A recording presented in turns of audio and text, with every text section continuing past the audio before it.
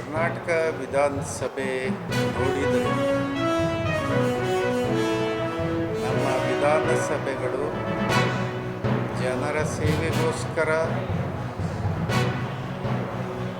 ಲಕ್ಷಾಂತರ ಕೋಟಿಯ ತೆರಿಗೆ ಹಣವನ್ನು ಇಟ್ಕೊಂಡು ಹೇಗೆ ಸೇವೆ ಮಾಡಬೇಕು ಅಂತ ಹೇಳಿ ಚಿಂತನ ಮಂಥನ ಮಾಡ್ತಕ್ಕಂಥ ಪವಿತ್ರವಾದ ದೇವಸ್ಥಾನ ಇದ್ದಾಗೆ ಇವತ್ತು ಅಂಥ ಪವಿತ್ರ ಸ್ಥಳದಲ್ಲಿ ಸಿಡಿಗಳು, ಭ್ರಷ್ಟಾಚಾರಗಳು, ನೀನು ಕಳ್ಳ ಈ ಥರ ಮೂರನೇ ದರ್ಜೆ ಕೆಲಸವನ್ನು ಚರ್ಚೆ ಮಾಡಲಿಕ್ಕೆ ಇವತ್ತು ಸೀಮಿತ ಆಗ್ತಿದೆ. ಹಾಗಾಗಿ ಮೂರನೇ ದರ್ಜೆಗೆ ಇಳಿದಿರುವಂಥ ವಿಧಾನಸಭೆಗಳು ಯಾವ ಮಟ್ಟದಲ್ಲಿ ನೈತಿಕತೆಯನ್ನು ಕಳ್ಕೊಂಡ್ಬಿಟ್ಟಿದ್ದಾವೆ ಅನ್ನೋದಕ್ಕೆ ಕರ್ನಾಟಕ ವಿಧಾನಸಭೆ ಇವತ್ತು ಸಾಕ್ಷಿಯಾಗ್ತಿದೆ.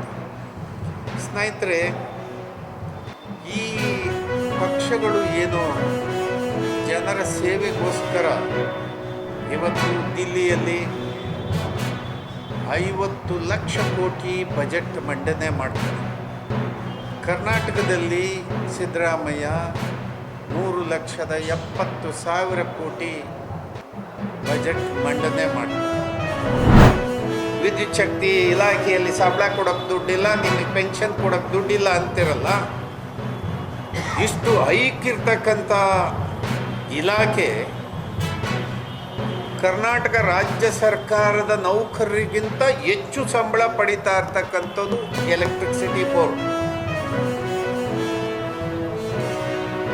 ಸರ್ಕಾರಿ ನೌಕರರಿಗಿಂತ 7th ಪೇ ಕಮಿಷನ್ ಏನು ಜಾರಿ ಆಯಿತು, ಇದಕ್ಕಿಂತ ಐಕಿದೆ ಅದು ಸಂಬಳ.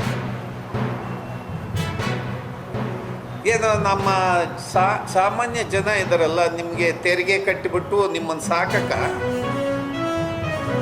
ಸಾಕಕ್ಕೆ ನಾವು ತೆರಿಗೆ ಕಟ್ಟಬೇಕು, ಡಬ್ಬಲ್ ಮಾನ ಮರ್ಯಾದೆ ಇದೆಯಾ?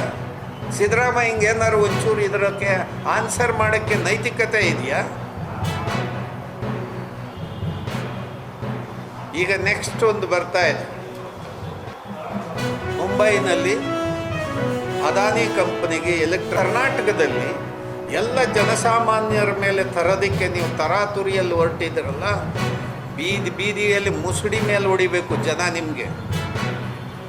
ನಿಮ್ಮನ್ನು ಐಷಾರಾಮಿ ಜೀವನ ಮಾಡೋಕ್ಕಲ್ಲ, ಜನಸಾಮಾನ್ಯರು ಹೊಟ್ಟೆ ಕಟ್ಟಿ ಬಟ್ಟೆ ಕಟ್ಟಿ ನಿಮಗೆಲ್ಲ ತೆರಿಗೆ ತುಂಬ್ತಾ ಇರೋದು.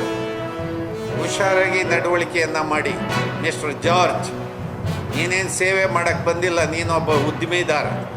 ನೀನು ಲೆಕ್ಕ ಹಾಕದೆ ನನಗೆಷ್ಟು ಲಾಭ ಉಳಿದೈತೆ ಅಂತ.